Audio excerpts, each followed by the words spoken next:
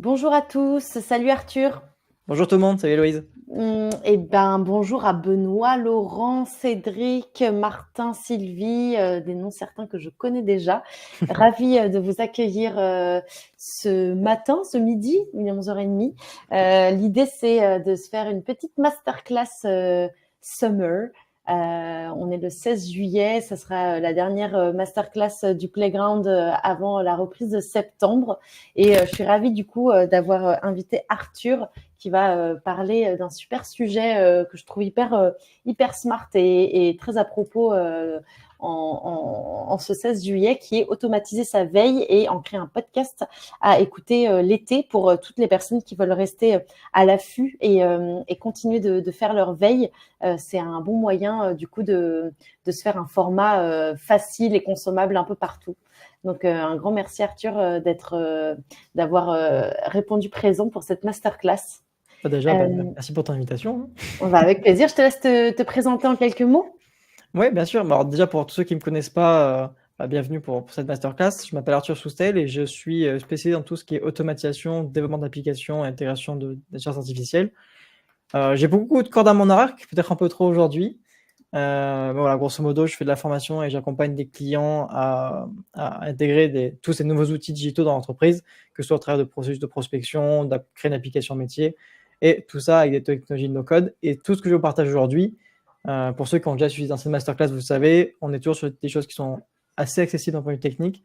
Et de toute manière, c'est des questions sur qu'est-ce que j'ai montré, même si ça reste du no-code, ça peut être un peu compliqué pour certaines personnes. Donc, encore une fois, n'hésitez pas à poser vos questions dans le chat. Si je la vois pas, je sais qu'Héloïse va me dire t'as loupé une question, donc Ouais, n'hésitez pas. Et puis on est là pour passer un bon moment. Et ouais, carrément. je pense que ça va être sympa. N'hésitez pas à poser du coup vos questions. Vous avez un onglet chat dans lequel, hop, j'écris un petit message tout de suite. Et puis vous avez un onglet questions. L'onglet questions, je crois, est limité en termes de caractères. Donc, pas de panique si vous voulez écrire une question plus longue. Vous pouvez aussi passer par le chat.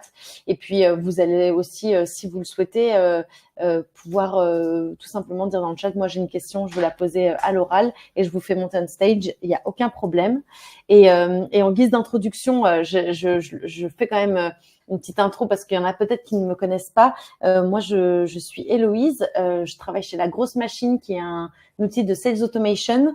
Et l'idée, c'est de vous proposer chaque mois des masterclass avec des experts de l'automatisation, de l'outreach. Alors aujourd'hui, le sujet est plus éloigné de l'outreach ou de l'outbound parce que c'était une masterclass qu'on voulait un peu légère et en lien avec une problématique de l'été. Donc, on va pas parler d'outreach aujourd'hui forcément, même si Arthur est quand même quelqu'un qui fait des choses très inspirantes sur le domaine de l'outreach. Mais là, aujourd'hui, on focus moins là-dessus.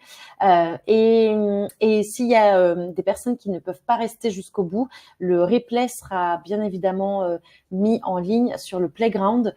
Donc le Playground, pour ceux qui ne connaissent pas, c'est la communauté que j'anime qui réunit les sales et les growth pour pouvoir échanger sur les stratégies d'outreach et de sales et des techniques de vente. Donc voilà, je vous mets le lien d'ailleurs si vous le souhaitez ici. Tac. Hop. Ici, je mets le lien vers le Playground pour ceux qui souhaitent découvrir la communauté et poser vos questions ou apporter de la valeur. Et puis, je laisse Arthur débuter sa masterclass sur ce sujet qui est donc automatiser sa veille en créant un podcast à écouter au bord de la piscine. Et merci en tout cas pour cette belle introduction. Je veux traîner la chose sur la partie playground avant de commencer. Tout niveau est accepté, évidemment, que ce soit du débutant au plus expert. N'hésitez pas à partager et à poser vos questions, parce que c'est là pour cette masterclass, mais aussi partout. On va aborder des sujets qui sont techniques, donc il n'y a pas de questions bêtes. Donc n'hésitez pas vraiment à poser toutes vos questions, que ce soit moi ou les autres de la communauté, on y répond. Alors, surtout les autres de la communauté, parce que certains sujets qui maîtrisent mieux que moi. Mais vraiment, n'hésitez pas à poser vos questions, à la rejoindre. Il y a beaucoup de ressources et beaucoup de valeur ajoutée. Et je tiens aussi à remercier Louise pour son travail qui, je trouve, assez énorme. Moi, j'aurais pas le temps de faire tout ce que tu fais en journée. Merci beaucoup, Arthur. Encore bravo. Donc, comme on l'a dit, sujet assez léger aujourd'hui, enfin assez léger, je ne sais pas, mais sujet plus léger et moins en rapport avec la outreach. Bien qu'on pourrait s'en servir, pourquoi pas, si vous voulez prospecter des entreprises comme OpenAI, si vous avez des ambitions et travailler avec OpenAI, ça pourrait être une solution. Aujourd'hui, l'idée, c'est que, comme pas mal de monde, et je pense que je ne suis pas le seul dans ce cas-là, l'intelligence artificielle, de manière globale, c'est un domaine qui va très vite depuis, on va dire, bonne année et demie, depuis qu'OpenAI a un peu fracassé le marché et est arrivé en grande pompe en disant « Et on a lancé ChatGPT ». Ce qui fait que du coup, on a beaucoup d'informations, il y a beaucoup de projets qui sont lancés autour de l'intelligence artificielle, il y a beaucoup de choses qui sont possibles par l'intelligence artificielle. Mais pour savoir que c'est possible, il faut savoir que c'est possible dans l'absolu. Et tout ça, ça passe par un gros travail de veille. Et je ne sais combien de fois des collègues ou des élèves ou des clients qui m'ont dit bon, ben voilà, il y a beaucoup de choses qui se passent, j'arrive pas à suivre, j'ai pas le temps. Et c'est un sujet que j'avais un petit peu mis de côté à mon niveau. Et puis je me suis dit quand même, il y a une problématique, il faudrait arriver à faire quelque chose. Et je pense qu'on pourrait faire quelque chose de sympa en no-code. C'est-à-dire que sans écrire de ligne de code, sans avoir besoin de coder, ça demande quelques petites logiques techniques pour vraiment aller pousser un truc jusqu'au bout comme moi je l'ai fait, mais pour ceux qui veulent faire à leur niveau, vous allez voir, c'est déjà très accessible. Donc le but du jeu, c'est déjà d'identifier quelles sont les sources d'informations qui vous intéressent. Bon, je sais que j'en ai plusieurs. J'ai notamment des personnes des articles de blog issus de typiquement de Anthropic, d'OpenAI, donc les grands acteurs, on va dire, du monde de l'intelligence artificielle, que je consulte, on va dire, de manière assez régulière, enfin du moins que je consultais de manière assez régulière. Vous allez comprendre pourquoi je dis ça. Et il y a aussi des newsletters qui sont très qualitatives, mais on va dire de manière fractionnée. C'est-à-dire que sur une newsletter qui fait, on va dire, 5000 mots, il y a peut-être que l'introduction qui m'intéresse. Et en fait, l'information était vraiment assez disparate, il y en a vraiment un petit peu de partout. Pourtant, la qualité se trouvait là, entre nos mains, et il suffit de prendre le temps de la trier et de regarder ce qu'il y avait de bon à retenir. Et en cette logique, je me suis dit, ça s'automatise. Parce que ceux qui me connaissent et ceux qui vont apprendre à me connaître, vous savez que j'aime beaucoup automatiser. Je suis assez feignant dans mon quotidien. Je pense que c'est une bonne chose d'être feignant. Et du coup, voilà, je me suis dit, comment est-ce qu'on peut automatiser ça? Comment est-ce qu'on peut créer quelque chose? Donc ça, c'est pour la petite histoire. Si c'est pas clair, je peux répéter. Encore une fois, n'hésitez pas à me poser vos questions. Évidemment, je vais partager toutes mes sources d'informations avec grand plaisir. Je vais mettre peut-être forme de liste dans le chat ou je sais pas comment tu veux faire, Héloïse, qui est le plus simple. Ouais. Je le partagerai avec grand plaisir, parce que je n'ai pas de tabou sur ça et vous allez comprendre que de toute manière, ça sera pour but d'être public et ça sert au plus grand nombre. Parce qu'on est tous dans le même bateau, il y a beaucoup de choses et ça va très vite. Donc voilà, ça c'est un petit peu le cadre global. En ce sens, mon premier réflexe à moi, ça a été de me dire j'ai beaucoup d'informations, je vais commencer par ce qui me paraît le plus simple d'un point d'automatisation, à savoir les articles de blog. Alors, pour ceux qui ne sont pas très familiarisés avec les articles de blog, il existe une chose quand on utilise des sites internet, notamment la partie blogging, ce sont les flux RSS. Je ne vais pas m'étaler sur ce sujet techniquement parlant, mais qu'est-ce qu'il faut comprendre derrière un flux RSS? C'est que un flux RSS, c'est une URL qui est capable de venir notifier quand il y a un changement.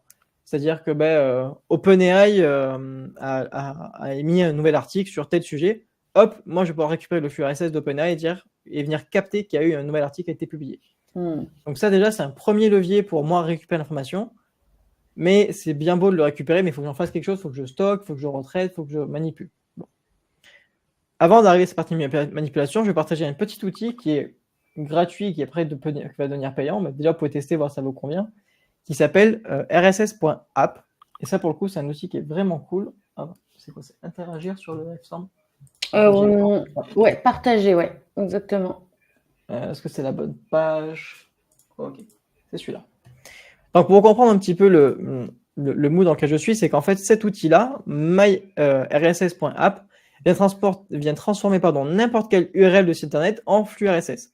Parce que par défaut, tous les sites ne mettent pas à disposition un flux RSS. Typiquement, je prends le cas de Perplexity, le site originel ne met pas à disposition un flux RSS qui me permet de dire j'ai publié un nouveau site, je viens alimenter un flux RSS pour que n'importe qui s'est connecté dessus puisse l'intervenir. Ça, c'est une tâche que je devais faire manuellement. Je dis, mais c'est pas possible. Je commence à faire 15 blogs, j'ai pas terminé pour ma journée. Donc, j'ai trouvé cette petite application qui est franchement pas mal pour le coup. Et du coup, le concept est super simple en plus. Là, franchement, il suffit juste de récupérer l'URL du site en question qui vous intéresse. Alors, évidemment, vous êtes sur la partie blogging, enfin, du moins sur la partie, le nom de la page qui détient tous les blogs en question. On vient la copier. On se rend dans rss.app. Alors, je ne vous ai pas toute la partie création de compte. Évidemment, je pars du principe, vous avez créé votre compte, votre nom, votre prénom, votre email. Vous arrivez sur une interface qui ressemble plus ou moins à ça. Vous, votre feed sera vide parce que moi, j'en ai déjà mis. Et on vient ajouter un nouveau feed. Et ce nouveau feed, on vient cliquer en haut. Je viens coller l'URL que je transformais en flux RSS. Je fais générer. Là, il y a un petit temps de traitement. Voilà, il me l'a généré. Et il m'a, alors oui, enfin, du coup, il a détecté. Il va vous dire, voilà, j'ai trouvé toutes les informations là sur l'article de blog. Et il va me générer du coup un flux RSS, donc une URL que moi je vais pouvoir venir mettre que je vais pouvoir venir appeler et réutiliser à ma convenance. Donc, si je vous épargne toute la partie un petit peu barbare de tout recenser, aujourd'hui j'en ai mis 1, 2, 3, 4, 5, oui 5, oui c'est ça, 5, je suis fatigué. À savoir que j'ai pris les plus grands acteurs qui proposent du contenu sur blog mais qui ne font pas de flux RSS. Donc j'ai pris Mistral, qui pour ceux qui ne le connaissent pas est l'équivalent français de ChatGPT, pour la faire courte. Perplexity qui est un super outil que si vous ne connaissez pas, que je vous invite à creuser, qui en fait permet de faire, à partir d'un prompt, de rédiger du contenu, mais surtout qui va sourcer le contenu sur Internet et qui va vous donner la source de laquelle il a pris l'information et le condenser. Donc pour le coup, typiquement, si vous voulez rédiger des articles de blog avec sourcer différentes informations à droite à gauche, c'est vraiment pas mal pour faire un premier travail de fond ou de retraitement. Anthropic. Alors Anthropic, vous ne connaissez peut-être pas, mais c'est l'entreprise qui est derrière Claude, un moteur également de langage concurrent à OpenAI. On va retrouver également, deuxième fois Anthropic parce que je me suis trompé, mais ça c'est pas grave. Et OpenAI, forcément, OpenAI / ChatGPT qui forcément se trouve dans mon condensé d'actu de blog parce qu'il y a beaucoup d'informations, encore une fois, à prendre sur OpenAI. Je vous invite vraiment à parcourir de manière déjà manuellement tous les blogs que je vous présente parce que franchement, il y a des contenus qui sont super cool. Alors, il y en a qui sont un peu moins intéressants, évidemment, mais de manière générale, pour suivre un petit peu l'actualité, ce sont déjà des très bonnes sources d'informations. Et comme je le dis, nous, on veut aller vite, on est feignants, donc on va essayer d'automatiser tout ça. Et une grande fonctionnalité que j'aime beaucoup chez RSS.app, c'est le fait de pouvoir créer des bundles. Alors, le mot bundle est un peu vulgaire. Ce qu'il faut comprendre, c'est qu'on peut créer il y a une collection, c'est peut-être pas le bon mot, tu sais, un endroit où on va regrouper toutes les thématiques, tous les flux RSS qui nous paraissent bien ensemble pour avoir qu'un seul feed d'actualité. Ouais. Comme un agrégateur. Un agrégateur, merci. Ouais, Cherchez le mot. Un agrégateur, et en fait, là-dedans, je vais retrouver toutes les dernières actus de mes flux RSS que j'ai pris là, que j'ai mis dans ce bundle, dans ce fichier, en fait, dans ce fichier global. Et il va me générer une seule flux RSS source qui, du coup, va venir capter dans toutes les sources que j'ai mis dedans, dans ce bundle-là. Trop bien. Les dernières actus. Donc, ça peut être les 3 derniers blogs d'Anthropic, parce qu'Anthropic, c'est les seuls qu'on posté récemment, ou alors le dernier article de Perplexity, le dernier article d'OpenAI, etc., etc. Ça, et tu mixes les sources, ouais. Et je mixe les sources. Et donc là, d'un coup, on se trouve déjà avec une super source d'information qui est, on va dire, semi-automatisée. C'est-à-dire qu'on pourrait juste se contenter d'aller dessus et voir ce qui se passe et ça pourrait déjà bien convenir. Mais nous, comme je le dis, on va aller encore plus loin. On va automatiser ça. Alors, et là, on va commencer à entrer dans une notion un peu plus technique qui s'appelle Make. Alors, pour ceux qui ne connaissent pas, Make, c'est un outil d'automatisation européen, je précise, RGPD friendly, qui a pour but de venir interconnecter différents outils entre eux. Pour ceux qui connaissent Zapier, c'est la version européenne et un concurrent alternatif à Zapier, du coup, qui s'appelle Make. Est-ce que à cette étape-là, déjà, il y a des questions? N'hésitez pas à poser vos questions si vous avez des interrogations sur ce que Arthur a présenté jusqu'ici. Alors, du coup, moi, le scénario est déjà construit. Je vais éclipser juste cette partie-là techniquement parce qu'elle me concerne que moi pour le projet final. Donc, celle-là, je ne vais pas en parler. Elle n'est pas intéressante. Le premier, déjà, ce qu'il faut comprendre, c'est que Make, si vous prenez déjà le parcours from zéro, si vous arrivez sur Make, vous ne connaissez pas, vous allez avoir une interface qui est vide. Et la première chose à faire quand on commence à travailler dans Make, c'est de venir créer un nouveau scénario. Donc là, pour le coup, moi, le scénario est déjà fait. Et forcément, quand vous avez créé un nouveau scénario, vous arrivez sur une interface qui ressemble plus ou moins à celui-là, si ce n'est que vous n'aurez pas d'informations à droite, pas d'informations au niveau du diagramme en dessous et pas de module. Parce que chaque petite bulle que vous voyez, ce sont des modules. Moi, ce qui m'intéresse, comme je vous dis, c'est que j'ai réussi à agréger... J'ai réussi à agréger déjà dans une seule application qui s'appelle rss.app et qui m'envoie au travers d'un même flux l'information. Et c'est un flux RSS. Ça a son importance. Donc déjà, dans Make, il faut rechercher si ce module RSS existe. Et la réponse, spoiler alert, il existe parce qu'il est juste ici. Et ce petit module-là, je vais faire même la démo en temps réel pour comprendre vite. Est-ce qu'il y a de l'information? Non, il n'y a pas d'info aujourd'hui. Attendez, je vais commencer avec une date spécifique. On va aller voir ce qui s'est passé depuis la semaine dernière. On devrait avoir de l'info là. Hop. Voilà. Donc, ce qui est bien, c'est que ce petit module, c'est que je vais venir lui enseigner donc, le flux RSS qu'il faut qu'il surveille. Donc, c'est-à-dire que tous les jours à 12h30, mon scénario va se lancer, va se déclencher. Ça, c'est moi qui ai choisi de le mettre tous les jours à 12h30. Et tous les jours à 12h30, le petit scénario va venir commencer par ce petit module qui est le déclencheur de scénario. Il va venir regarder si cette URL-là a eu des nouvelles modifications. Parce que c'est ça la force du flux RSS, c'est qu'il est capable de capter des nouvelles modifications. Et ça, c'est super puissant. Et du coup, cette URL, si on rebascule sur la première page, c'est celle-là. C'est celle qu'on a générée dans notre bundle. Ouais. Exactement. Ouais. Alors, je vais peut-être pas montrer, mais pour la partie bundle, c'est peut-être intéressant. C'est que quand je l'ai créé mon flux RSS unitaire par blog que je surveille, je suis venu préciser que je peux ajouter un bundle, donc le mettre dans un fichier en question et que du coup, on agrège tout ça dans une seule et même URL. Ça, c'est juste create a bundle, vous lui donnez un nom et c'est qui en un fichier. Ok. Et du coup, il se retrouve là. Et ça, typiquement, quelqu'un qui suit une newsletter, est-ce que c'est pas du blog? Est-ce que ça c'est facilement faisable aussi? Alors sur la newsletter, non, parce que pour le coup, rss.app, si c'est par exemple sur un Substack et qu'on est abonné sur un outil où tu vois, il y a un peu un système de page net, on pourrait le faire. Mais moi, je choisis une alternative pour mon projet à moi, mais ça pourrait être utilisé comme tel pour se créer un petit peu son outil de veille que sur RSS App. Oui, tu as besoin c'est pas vraiment fait pour ça. Il faut vraiment une URL d'un site internet qui ne met pas à dispo une notification. Ouais, c'est pas juste sur un emailing, ça marchera pas. Mais par exemple sur Substack, peut-être c'est le cas de Martin qui disait je fais ma veille sur des newsletters, c'est peut-être le cas. Okay. Ça peut être intéressant, ouais, complètement. Donc si je reprends mon petit scénario, donc ce petit module-là qui s'appelle Watch RSS Feed Item, je viens lui préciser l'URL que m'a généré pour le coup l'application. Ouais. Donc, vous avez vu, j'ai toujours pas codé ni fait quoi que ce soit. Hein. J'ai juste donné des URL et passé de l'information. Le maximum de résultats qu'il va me retourner, c'est-à-dire qu'à chaque fois que mon scénario va tourner, il va me retourner au maximum 10 nouvelles infos. J'ai mis 10 parce que, au vu de la date de parution des articles sur chacun des acteurs en question, c'est à peu près une fois par mois, donc sachant que j'en ai 4, bon, c'est largement suffisant pour ce que je fais. Vous avez vu, même aujourd'hui, j'en ai pas de nouveau depuis quelques jours. Et je récupère donc des informations qui vont varier de si c'est par exemple OpenAI ou Mistral qui est en question. Certains sont mieux foutus que d'autres. Typiquement, Entropy, qui est plutôt un bon élève, il me met bien un titre bien propre, il me met une URL bien propre. Des fois, OpenAI, le titre est un peu on va dire, ça va dépendre, quoi. Un peu moins carré, ouais. Un peu moins carré. Donc, ça va dépendre. Mais bon, ça permet déjà de récupérer beaucoup d'informations. Maintenant, mon méthode d'après, c'est que là, je récupère toute l'information. Maintenant, il faut la traiter, il faut en faire quelque chose. Et encore une fois, je suis feignant, donc je vais trouver un moyen pour que cette information soit traitée de manière automatique. Et là, pour le coup, je fais rentrer en jeu un outil qui s'appelle Perplexity.ai. C'est notamment un acteur que j'utilise pour ma veille. Perplexity, comme je dis, il a une grande puissance de frappe, c'est qu'il est déjà très bon rédacteur. Il est capable de sourcer de l'information et il est capable d'aller sur Internet. Alors, à l'époque, le fait qu'il puisse aller sur Internet était vraiment très puissant parce que Claude ou même OpenAI n'avaient pas la fonctionnalité. Eux, ils utilisé le modèle de langage Llama, qui est encore un autre modèle de langage, plus technique pour le coup, pour les développeurs. Mais quand même, moi, il faisait déjà bien le travail. Donc, Perplexity, c'est un outil, si je vous montre, si je fais try, qui ressemble à ça, vraiment sur la partie interface. On pourrait très bien juste utiliser récupérer l'URL sur RSS et demander à Perplexity d'aller analyser directement dans l'application. C'est tout à fait faisable. Sauf qu'à la différence que moi de le taper à la main, je vais venir l'automatiser, c'est-à-dire que passer tous mes paramètres d'une étape à une autre. Voilà, c'est la seule différence. Et là, le but, c'est que tu demandes à Perplexity de te sortir un résumé des différents articles de blog qui font partie de ton bundle. C'est ça.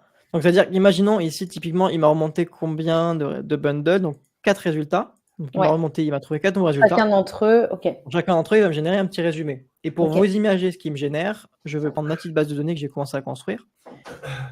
Par exemple, si je prends OpenAI All 5-Step AI Plan, alors donc ça c'est le titre, qui, comme je dis, qui n'est pas toujours très cohérent. J'ai le résumé qui se trouve là-dedans. Le résumé ressemble à ça. Très clair. Donc ça c'est un prompt que moi j'ai travaillé. Je dis voilà, moi, encore une fois, je veux quelque chose d'assez condensé parce que l'article peut faire par exemple 5000, 10 000 caractères. Pas forcément plus intéressant. Donc, vraiment, je fais un gros résumé. Donc, globalement, de quoi ça parle et les points clés à retenir. Et ça, ce prompt, tu le mets directement dans Make? Et c'est celui-là que je donne du coup dans Make au module Perplexity. Ok, et du coup, ça, c'est mon prompt qui me permet d'avoir justement cette qualité-là de rendu. D'ailleurs, si jamais ça intéresse, ce prompt, il est d'ailleurs également réutilisable sur Anthropic et OpenAI. Les deux fonctionnent bien, si ce n'est que il faut que vous ayez la version 4.0 de OpenAI ou qu'Anthropic puisse aller sur Internet. Ok. Parce que du coup, ce sont des sites Internet, il faut que s'il n'est pas capable d'y aller, il va halluciner et ça va avoir des résultats un peu négatifs. Ok. Donc, si je reprends un petit peu cette partie Perplexity, je lui donne une première instruction qui est de dire, je lui donne un petit peu le cadre de pourquoi est-ce que je lui demande de travailler. Donc avec un rôle système. Donc le rôle système, pour la faire courte, si on fait un petit cours rapide d'IA, il y a 3 rôles. Il y a le rôle système, le rôle user et le rôle assistant. Le rôle système, c'est celui qui va venir dire l'instruction globale, un peu comme la notice à fournir. Donc on ne va pas lui donner l'information dynamique, on ne va pas lui dire tu dois me rédiger ça, ça, ça. C'est ta tâche est la suivante, ton cadre est le suivant. Et dans un deuxième message, je viens lui définir la tâche qu'il doit faire. Avec un exemple de contenu, de résultat attendu. Ok. Il y a Laurent qui demande est-ce que ce sera possible de partager le prompt? Regardez, je vous le mets là. Hop. C'est trop long. Non, mais on le fera de façon propre dans le replay. Dans le replay, pas de souci. Mais oui, pas de souci, on aura le prompt, il n'y a aucun problème. Et donc là, déjà, quand on a fait ce premier travail-là, et je peux vous montrer un petit exemple, si je fais, hop, pareil, que je repars depuis la date de la semaine dernière, hop, et que je fais tourner les deux ensemble. Vous voyez, les deux sont connectés parce que j'ai pris une donnée de notre module vers ce module-là. Donc là, il travaille. 2, 3, je crois qu'il y en a 4. Ouais, 4 bundles. Donc il a fait travailler 4 fois. Donc si tu regardes la première opération, l'information que moi je lui ai donnée se trouve dans l'input. Donc typiquement, s'il faut que j'aille dans message, là c'est le rôle système que j'ai donné. Donc là pour le coup, il n'y a pas d'information nouvelle que je lui ai fournie parce que ça c'est juste le cadrage. Et dans le deuxième message, donc le rôle user, je lui explique ce que moi j'attends et l'URL que je lui ai fourni, qui est le suivant. Et d'ailleurs, l'URL, est-ce que ça a été automatique ou tu as dû... Et du coup, donc, très bonne question, Aloïse. L'URL, c'est la valeur dynamique que j'ai récupérée de mon module d'avant. Voilà, c'est ça. Voilà. Ok. Qui est extrait du coup du flux RSS que j'ai setup tout à l'heure. Donc c'est pour ça que tout a un sens en fait. Tout est interlié et c'est aussi pour ça que ça peut être assez long à mettre en place. Par contre, une fois que c'est mis en place, vous allez voir, c'est assez fluide et là, on sirote sa petite bière autour de la piscine et on profite. Trop bien. Donc voilà, comme je donne, quand je montre un nouvel exemple, tac, tac, tac, là je vais dans la partie du coup résultat, donc output, sortie. Il me dit quoi? Résumé Anthropic m'a disposition la possibilité de fine-tuner Claude 3, Haiku pour la performance du modèle. Donc il me met le résumé de l'article. Voilà. Ouais. Et les points clés à retenir. Super. Donc ça, pour le coup, c'est déjà bien. On a déjà une première étape. Ces étapes-là, je vais les éclipser, mais pour ceux que ça intéresse, derrière, j'utilise une autre API qui est beaucoup plus technique, mais qui me permet de faire un screenshot de l'article. D'accord. C'est-à-dire qu'à partir de... Je récupère, vu que j'ai l'URL de l'article que j'ai eu dans mon feed RSS, je fais un petit screenshot de l'article pour après, derrière, avoir dans mon projet final, avoir quelque chose de bien imagé, bien propre, donc avoir l'image de l'article, le résumé, et un petit bouton qui redirige vers le contenu complet. Ok. Ça, c'est purement pour du design à la fin, donc c'est pour ça que je l'éclipse, c'est pas très important. Vous, si vous faites juste, entre guillemets, ça, plus vers un Google Sheet, entre guillemets, ça sera déjà très bien. Ok. Voilà, déjà, pour ceux qui commencent sur la partie Make, si vous faites déjà cette partie-là, vous aurez déjà une première veille automatisée qui sera qualitative. Très clair. Voilà. Il y a un truc sur le playground qui est apparu? Non, t'inquiète, c'est moi. Sur la partie question, surtout ne te prends pas la tête. Non, pas de souci. Merci. Donc, je vais m'arrêter là pour ce premier scénario. Et je vais peut-être déjà vous montrer qu'est-ce qu'on est capable de générer. Alors, si jamais ceux qui se demandent qu'est-ce que c'est que ça, qu'est-ce que c'est Airtable, ce sont les outils que moi je vais utiliser pour stocker l'information et l'afficher après mes utilisateurs finaux. Parce que comme je le dis, le but c'est que ce soit rendu public, que tout le monde puisse en profiter. Petite question, est-ce qu'il y a des frais associés à l'utilisation de l'API Perplexity? C'est une très bonne question. La réponse est oui. C'est un système de crédit. Je n'ai pas mon compte créé. Mais en gros, tu vas venir mettre 5 € de crédit et tu vas consommer comme le fait OpenAI, si tu connais déjà un petit peu, Benoît, ou en fonction de ta consommation, tu vas venir débiter 1 centime pour centime sur tes 5 €. Là, pour tout volume que j'ai fait, je crois que sur les 5 € que j'ai mis, je suis encore à 3,80 €, quelque chose comme ça. Donc, franchement, ça part pas vite. Ok. Le coût associé est moindre que si on fait ce scénario-là. Aujourd'hui, là, pour faire toute cette automatisation jusqu'au bout et arriver à l'étape podcast, combien coûtent les différents outils? Le petit site RSS, j'imagine que c'est gratuit. C'est payant, payant. Il y a une période gratuite. Ouais, c'est payant. C'est ce que j'avais pas compris dans le pricing. Moi, je suis sur le pricing à 10,80 €. D'accord, ok. Perplexity me coûte 5 €. Ouais. Make me coûte 9 euros, mais Make, moi je l'impute pas dedans parce que j'ai beaucoup de situations avec, mais sinon c'est 9 euros. Ouais. Et après, la dernière étape du podcast, c'est 20 euros pour avoir le contenu le plus propre possible. Sinon 5 euros peut suffire. D'accord. Et donc là, c'est l'étape qui nous manque du maillon. C'est le maillon manquant de la chaîne. C'est le maillon manquant de la chaîne. Donc, je vais vous épargner les autres sources d'informations qui sont un peu plus techniques à traiter et que je ne pourrais pas aborder aujourd'hui parce que pour le coup, je peux vous les afficher, c'est pour ceux que ça intéresse, mais typiquement, je viens taper moi je reçois des newsletters et je fais un fil dans Gmail qui envoie l'information que je récupère dans mon SnowMake et OpenAI qui passe dessus. Je fais beaucoup de formatage d'informations pour le pousser dans ma base de données. Donc, encore une fois, ça je vous l'épargne, c'est quand même assez technique. Mais typiquement, ça peut intéresser des gens qui font leur veille via newsletter. C'est ça. Sachez que c'est possible. C'est pas super compliqué et même il y a même Make qui propose des templates qui vous montrent comment connecter Gmail à votre boîte mail et après utiliser OpenAI. Bon, si vous avez compris comment marcher Perplexity, vous ne serez pas perdu avec OpenAI ou vice versa. Ok, donc par rapport à, mais du coup c'est deux flows différents. Tu peux et pas c'est deux flows différents. Non, j'ai fait le choix de pas merger les deux parce que je pars du principe que bon déjà la partie blogging c'est une source totalement différente de traitement que la partie newsletter. Et j'ai même fait un scénario distinct par newsletter aujourd'hui parce que je suis encore un peu en mode est-ce que les newsletters vont perdurer dans le temps? Est-ce qu'elles vont rester qualitatives dans le temps? Si je vois que dans les 2-3 prochains mois, toutes celles que j'ai choisies, à savoir, d'ailleurs, je peux vous les montrer maintenant, qui sont enfin, du moins, je peux les citer après vous donner les liens, qui sont Superhuman, The Neuron et There is an AI for That, qui sont, à mon sens, les 3 meilleurs du marché, qui sont de source américaine, je précise, il faut savoir lire un petit peu l'anglais. Faut sinon demander à l'IA de vous traduire ça. En fait, j'ai fait un scénario par source d'information newsletter. Donc, par newsletter, j'ai un scénario qui est le même en fait dans l'absolu, à quelque chose près, et qui du coup récupère l'info et me stocke dans ma base de données qui est sur Airtable et sur XAR. Ok. Voilà. Ça, c'est vraiment pour la faire courte et pour pas vous embêter avec ça. Le dernier scénario, la branche duo, c'est la version où en fait je viens récupérer toutes les infos que j'ai stockées dans ma base de données qui sont sur Airtable. Parce qu'en fait, le but du jeu de la base de données, qu'est-ce qu'elle a? C'est qu'en fait, ils ont tous des dates de publication différentes. Parce que ça, pour le coup, sur le blog et la newsletter, j'arrive à la récupérer. Parce que la date de publication sur la newsletter, c'est la date où vous recevez l'email, pas compliqué. Et la date de publication du blog, c'est la date où le flux RSS a capté que l'article est disponible. Donc, ce qui est pas mal, c'est que du coup, pour chaque source, on a des dates, on a une donnée qui est propre. Maintenant, par rapport à ce qui a déjà été traité le 7 juillet dernier et ce qui est traité aujourd'hui le 15 juillet, il y a des choses que j'aurais déjà vues, déjà lues, etc. etc. Donc, moi, le but du jeu, c'est que toutes les semaines, j'ai un condensé qui soit fait. Et pour ça, je vais m'infiltrer en fait, sur mes dates de publication. J'ai une petite vue dans Airtable qui me dit si ça appartient à la date de la semaine, là, vous voyez que aujourd'hui, j'en ai qu'un. Si ça appartient à la date de la semaine, ça va venir se stocker là.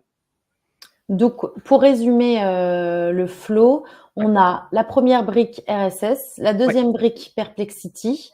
C'est ça. Et directement, on pourrait partir sur du Airtable. C'est ça. Et on va stocker tout ça dans une base de données Airtable, Google Sheets, c'est comme vous voulez. Moi, j'ai pris Airtable par choix de base technique, mais on pourrait très bien travailler avec Google Sheets. Et je précise que Airtable a une version gratuite, même en connectant avec Make. Ok. Donc, pas de coût additionnel cette partie-là.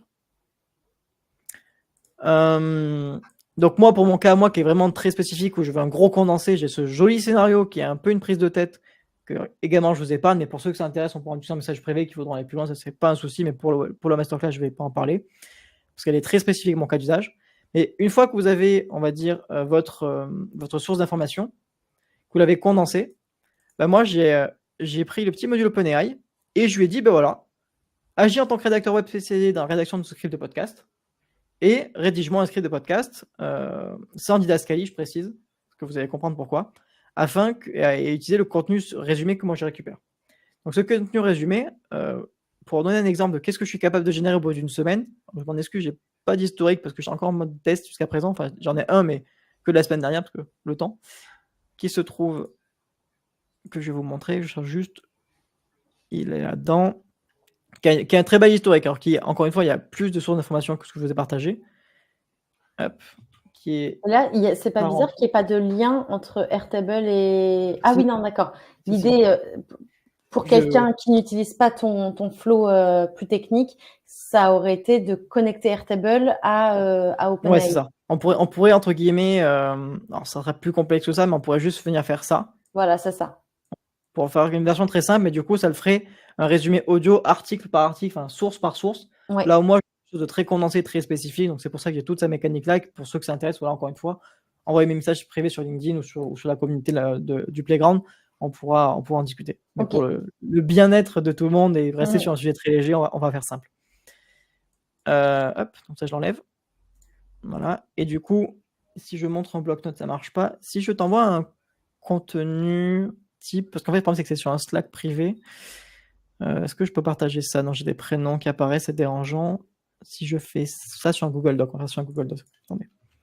Juste pour vous montrer qu'est-ce qu'on est capable de, à quoi je peux arriver. Et même vous, d'ailleurs, si vous amusez à le faire vous-même de votre côté. Et du coup, en termes de voix, parce qu'on va entendre du coup. Si on se Vous parle. allez entendre. Enfin, je ne sais pas si on va entendre sur le replay. Ouais. Sinon, je pense que je voudrais peut-être donner une version, ça, tu sais, partagée ou quelque chose comme Ouais, ça. un audio, ouais. Ouais. Mais ça, il faut comprendre que ce que là je vous montre, c'est le contenu condensé de la semaine dernière. Ouais. Tout ce qui s'est passé autour de l'IA, les startups Mhm. qui ont levé des fonds, qui est également une source que moi je récupère, Ouais, très clair. et des points clairs à retenir. Donc ça, moi, c'est un petit peu le boss final de ma lecture si vraiment je voulais lire et que je n'avais pas envie de prendre le temps, que je ne voulais pas écouter quelque chose. Ouais. Comme je vous l'ai dit, nous on est feignants, on veut écouter une podcast de 3 minutes top chrono au bord de la piscine. Donc on va pousser le délire un petit peu plus loin, c'est que ce contenu-là, je vais venir le mettre dans mon petit scénario make. Alors du coup là pour l'exercice, je vais enlever la version, dynamique et je vais venir poster tout ça. Et juste la version dynamique, c'était un lien Airtable, c'est ça? C'était un lien Airtable, ça a récupéré la source de l'information qui se trouvait sur Airtable. Ouais, c'est ça. Hop, et encore une fois, Airtable n'est pas obligatoire, que Git fonctionne également. Et le dernier outil manquant, c'est Monsieur ElevenLab. Alors, on pourrait très bien utiliser que OpenAI dans ce flow et passer par le module Whisper. Mais au problème de Whisper, pour ceux qui ne connaissent pas Whisper, c'est une feature d'OpenAI qui met à dispo de pouvoir transformer un texte en voix. Mhm. Mais vous savez, je ne sais pas si vous êtes déjà un peu sur les réseaux sociaux ou même que vous avez regardé un petit peu comment ça marchait, mais ça fait des voix très robotiques. Pas très agréable à pas très agréaable, enfin moi que j'estime pas humaine, qui dans certains cas peuvent suffire, mais moi je voulais rendre un truc très propre, très clean. Donc ce que j'ai fait, c'est que j'ai cherché quels étaient les outils qui me permettaient de synthétiser ma voix et de quelque part lui faire dire n'importe quoi. Et j'ai trouvé ElevenLab. Petit point sécurité quand même. ElevenLab est un outil qui récupère, du coup, va vous demander des fichiers audio de votre voix pour qu'il puisse être en capacité de la comprendre, d'interpréter comment est-ce que vous parlez, comment est-ce que vous articulez, et de pouvoir, au travers du texte, vous fournir une synthèse de ce que vous avez passé de manière dynamique et faire dire ce que voulait votre voix. On n'aurait pas pu lui dire prends pas ma voix forcément et taper dans une librairie de voix d'ElevenLab? Si, et ça c'est pour la version gratuite qu'on peut faire ça. Parce que ça, c'est cool du coup. T'as pas besoin de t'entendre toi-même te faire ta veille. Voilà, c'est un choix, c'est complètement un choix. Moi, j'avoue que je suis un peu mégalomane. Je suis très mégalo. J'aime ma voix. Voilà, je partage ElevenLab, donc je vous épargne encore une fois la partie création de compte, etc. Oula, tout va bien? Il est revenu. Donc ça ressemble à ça. Moi, je suis sur une version payante à, comme je vous le disais, il me semble de tête, 11 € le premier mois et 22 € le mois suivant. Sinon, mais la version gratuite, ok. Mais il y a une version gratuite. Alors, API Access, à dernière date, c'était un petit peu tangent. Donc, à voir si c'est encore le cas actuel. J'avoue que je n'ai pas fait de test parce que j'étais sur une version à 5 €. Et pour la masterclass, je l'ai upgrade à 20. Et aussi, je pense qu'à terme, je vais upgrade à 20 parce qu'en fait, la différence entre les deux, enfin entre 3 pricing, c'est que sur le pricing gratuit, vous allez avoir accès à une bibliothèque de voix. Donc, c'est un petit peu ces voix, vous savez, comme je dis, qui sont un peu robotiques. Alors, si je fais ça, est-ce que vous les entendez? Non, on n'entend pas. Non. Non, vous n'entendez pas? C'est pas grave. Je sais pas comment je pourrais télécharger. Sinon, en tout cas, bon, c'est des voix très robotiques, c'est pas très agréable. Et du coup, je dis non, on va pousser la connerie vraiment jusqu'au bout. Je vais faire un cloning de ma voix. Et en fait, il y a 2 niveaux de cloning. C'est entre guillemets la version simple que met à dispo dans le pricing à 5 € par mois ElevenLab. Et c'est bien le pricing mensuel, c'est pas avec un abonnement annuel, c'est vraiment 5 € par mois sans engagement. Où en fait, vous allez payer donc forcément le nombre de caractères que vous allez pouvoir passer. Donc, c'est-à-dire que vous allez pouvoir écrire 30 000 lettres. Et au-delà des 30 000 lettres, l'outil ne fonctionnera plus. 30 000 lettres, ça fait déjà beaucoup. Et cloner une première version de votre voix. Quand je dis une première version, c'est-à-dire qu'en fait, la qualité du cloning pourrait être perturbante. C'est-à-dire que la voix va être un petit peu saccadée, la voix va être pas forcément très humanisante, et ça peut un petit peu perturber. Alors ça peut suffire juste pour des usages personnels et te dire, c'est rigolo, j'ai ma voix qui me raconte ma veille, et je la garde que pour moi, entre guillemets. Mais franchement, à payer 5 euros, payer 0 euros entre une voix robotique d'une librairie et la vôtre qui est de moyenne qualité, je vous conseille plutôt de rester sur le plan gratuit. Surtout si vous n'avez pas un gros volume de texte tous les mois. Oui, je pense que, moi, c'est vrai que spontanément, j'aurais plutôt choisi cette Voilà. méthode. Ok. Surtout qu'il y a une clé API, donc c'est-à-dire qu'on pourra le connecter avec Make d'un point de vue gratuit. Moi, comme je dis, pour l'exercice et vu que ça a pour but d'être public pour tout le monde, pour assurer une certaine qualité, je paye 22 euros par mois. Parce que moi, ce qui m'intéressait là, c'était la feature de Professional Voice Cloning et la différence est très flagrante. Alors, j'ai une petite question, Héloïse. Est-ce que je peux donner un fichier type MP4 dans Livestorm? Non. Ah, mince. Tu me l'enverras, je le mettrai dans le replay. Parce que du coup, on va peut-être pas entendre le résultat final, c'est ça qui m'embête. Alors du coup, ou alors si tu le diffuses là derrière toi sur des enceintes et on l'entend. Ça peut être fait comme ça. Attends. Tu déconnectes ton son peut-être ou... Si je mets... Parce que du coup là, il y a pas d'autre. On a terminé le flow. Ah, on t'entend plus. Ah, vas-y. Vas-y, si tu balances un son MP4. Non, on n'entend pas. Et on t'entend pas non plus du coup.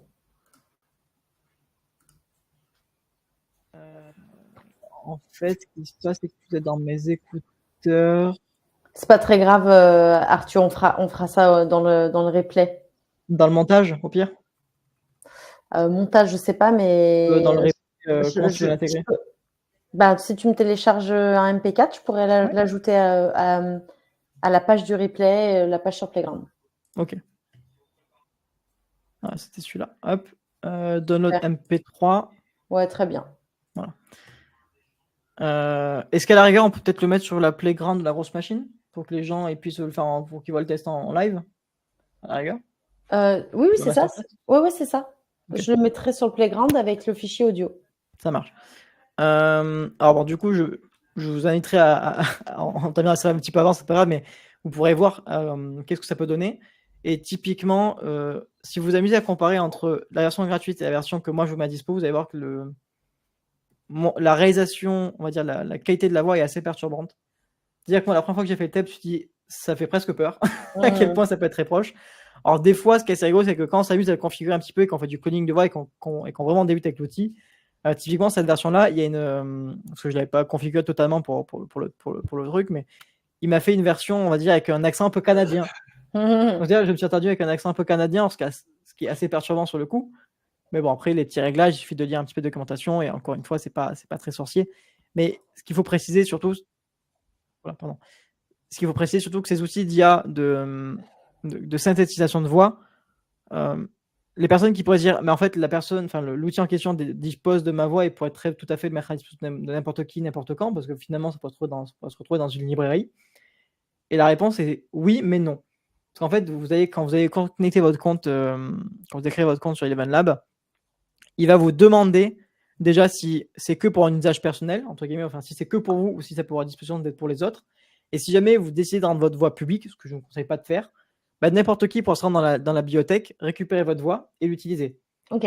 Mais cette voix est soumise à des droits d'auteur, c'est-à-dire que vous allez toucher une commission. Ouais, bon disclaimer à faire en effet sur Eleven Lab. Je pense qu'on a fait le tour de cet outil sur le clonage de voix et du coup, qu'est-ce que ça donne techniquement? Donc, tu fais une liaison entre OpenAI et Eleven Lab en lui disant une manip particulière? En fait, c'est un prompt OpenAI qui lui dit voilà, ton rôle c'est de rédiger un script pour un podcast. Oui, c'est ça. Avec le contenu qui va dans un deuxième message. Donc là, il est en train de générer le script. Et derrière, j'envoie l'information en disant voici tu as la voix par défaut que j'ai mis à cloner. Je vais vous montrer le paramètre dans EvenLab quand même. Voici le contenu. Et après, je me rends dans EvenLab et je vais pouvoir récupérer du coup le petit lien. Enfin, donc, le contenu final. Le contenu final, tu viens le récupérer dans Eleven Lab.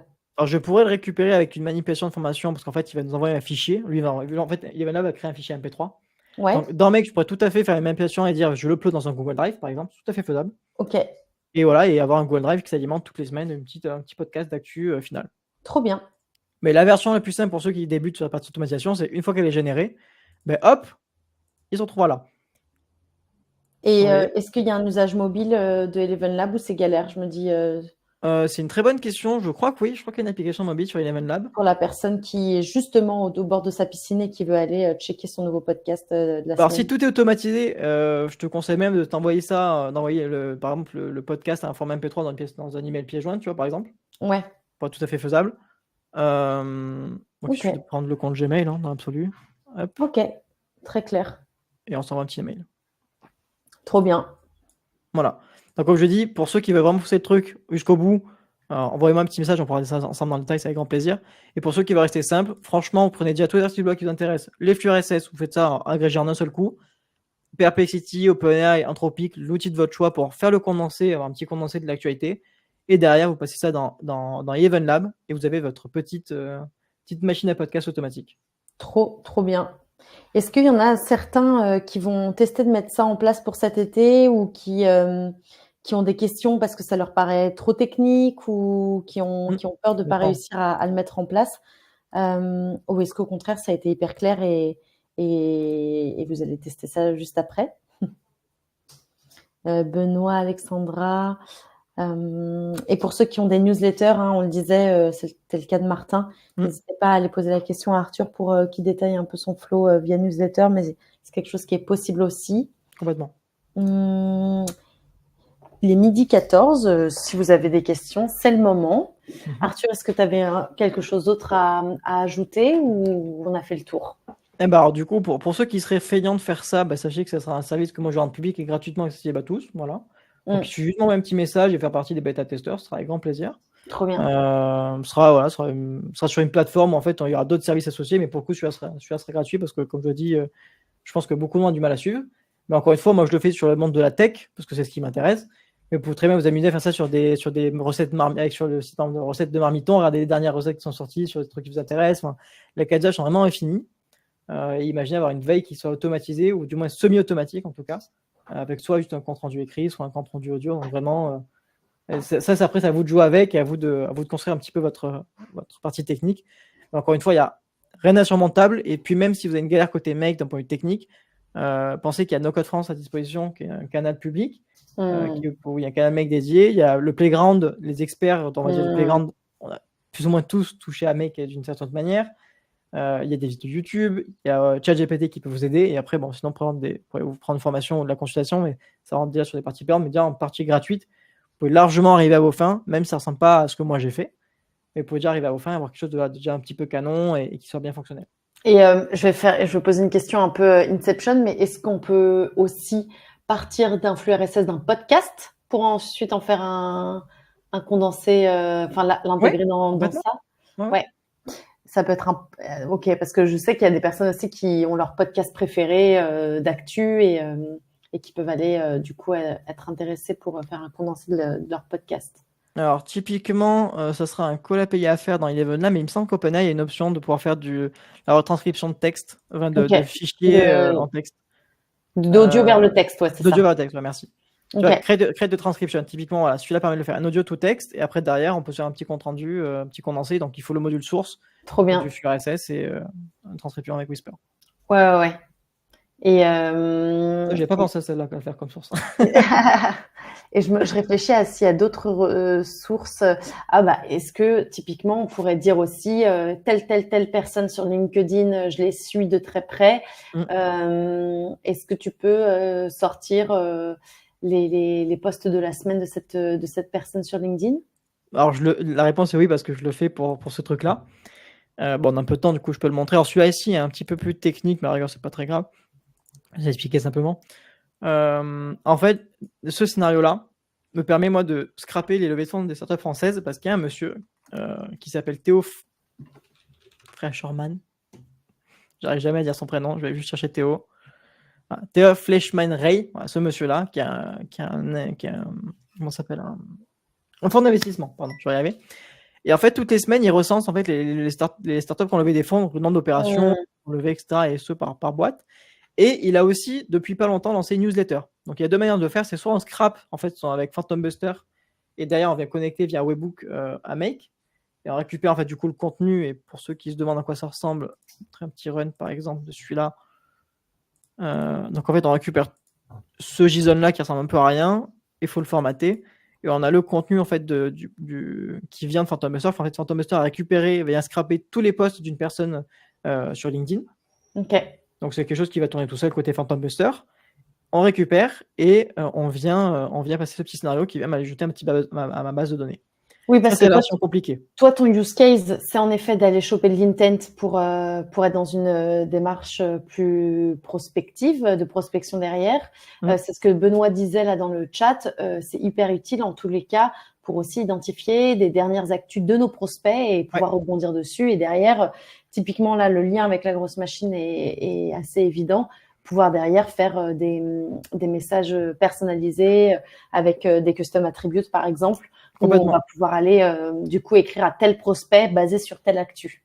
Bah, j'en profite quand on a encore un peu de temps. Du coup, moi, j'avais même fait un premier test il y a quelques mois maintenant, où j'avais fait justement, je faisais cet effort de scraper et de pouvoir aller chercher le site internet de la boîte, etc. Alors c'était et j'avais fait une campagne de prospection via la grosse machine à ce moment-là. De mémoire, j'avais fait que du LinkedIn pour le coup. Et j'avais contacté en fait les patrons des boîtes qui avaient levé des fonds. Et une dizaine de messages pour tester un petit peu la température, enfin vous savez, pour tester un petit peu comment ça se passe. Et j'avais eu quand même un beau temps de réponse, un beau taux d'acceptation d'invitation sur LinkedIn et quelques réponses. Et je pense qu'il y a quelque chose à creuser. Maintenant, si c'est à refaire, je ne passerai pas par le scrapping LinkedIn, je passerai directement par sa newsletter parce qu'il y a une newsletter dans laquelle il annonce le même contenu, en fait, si ce n'est que en fait, là, il tag l'entreprise quand c'est fait, là, il ne l'a pas fait. Sinon, dans la newsletter, il donne le site internet de la boîte et le montant levé. C'est encore. Ok, trop bien. Donc voilà, mais vraiment, si vous ne connaissez pas et vous suivez les levées de fonds, les actus de levées de fonds de start-up françaises, ce gars-là est une pépite. Je pense que ce serait un super use case à documenter, Arthur, sur le playground, cette démarche d'intent, d'aller scraper de la data sur sa newsletter, par exemple, et derrière d'en faire des campagnes personnalisées. Ouais. Pourquoi pas, complètement. Trop bien. Est-ce qu'il y a d'autres questions ou d'autres remarques sur ce que disait Arthur? Est-ce que ça donne des idées à certains sur l'usage? Là, on parlait tout à l'heure de la veille, mais on vient de se rendre compte que ça peut être très utile pour une démarche plus commerciale, exactement. Il y a Benoît qui est en train de taper. Dites-nous tout et puis on attend. Voilà, de mon côté pour choper les intents, clairement utile. Super, trop bien. Benoît, hyper curieuse d'avoir tes feedbacks sur les tests que tu vas faire. Et je pense que l'été est une très très bonne période pour tester ce genre de choses. En tout cas, préparer préparer le terrain, aller choper les intents, mettre en place ce genre de mécanique pour pouvoir derrière lancer en septembre ou commencer à avoir des premiers échanges sur l'été lorsque les prospects ont aussi peut-être plus de temps finalement pour répondre. Ça peut être un parfait momentum. Et du coup, si tout le monde a bien compris et n'a pas de questions, on va pouvoir se quitter, se dire bon appétit. Un grand merci Arthur. Ouais, merci beaucoup. C'était vraiment hyper clair et vraiment step by step comme ça, c'est super